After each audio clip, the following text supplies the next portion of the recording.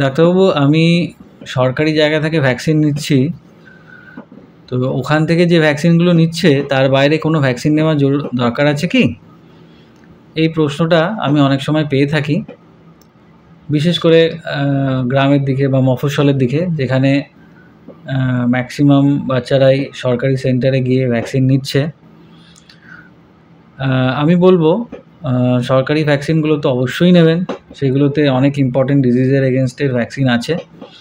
কিন্তু কয়েকটা ভ্যাকসিন যেগুলো গভর্নমেন্ট থেকে এখনও দিচ্ছে না, হয়তো কিছুদিনের মধ্যেও শুরু হতে পারে, পাইপলাইনে আছে, কিন্তু যেগুলো এখনও অ্যাভেলেবেল নয়, সেগুলো যদি পারেন অবশ্যই প্রাইভেট ক্লিনিক থেকে নিয়ে নেওয়ার চেষ্টা করবেন। তার মধ্যে টাইফয়েড, হেপাটাইটিস এ যেটা কমন জন্ডিস করে বাচ্চাদের, এবং চিকেন পক্স, এই তিনটে খুব কমন আমাদের দেশে এবং আমাদের এই কলকাতা, ওয়েস্ট বেঙ্গলে। চিকেন পক্স প্রায় সব বাচ্চার হয়, জন্ডিসও প্রায় সব বাচ্চার হয়, এবং টাইফয়েডও খুব একটা কম নয়।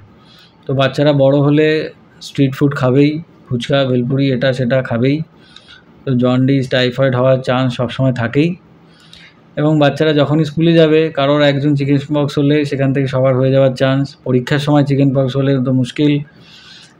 তো ডিজিজটা হলে, টাইফয়েড হলে, জন্ডিস হলে, চিকেন পক্স হলে, তার ভোগান্তি, তার চিকিৎসা সব মিলে আপনার যা খরচা হবে তার থেকে অনেক কম খরচায় এই ভ্যাকসিন পাওয়া যায়। এই ভ্যাকসিন নিলে এই সমস্ত ডিজিজগুলো হওয়ার চান্স অনেক অনেক অনেক কমে যায়।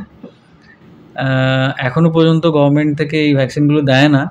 তো অ্যাটলিস্ট এই 3টে ভ্যাকসিন, এছাড়াও আরও অনেকগুলো ভ্যাকসিন আছে যেগুলো আমি বললাম না, কিন্তু অ্যাটলিস্ট এই 3টে ভ্যাকসিন নেওয়ার চেষ্টা করবেন গভর্নমেন্টের ভ্যাকসিনের সাথে সাথে।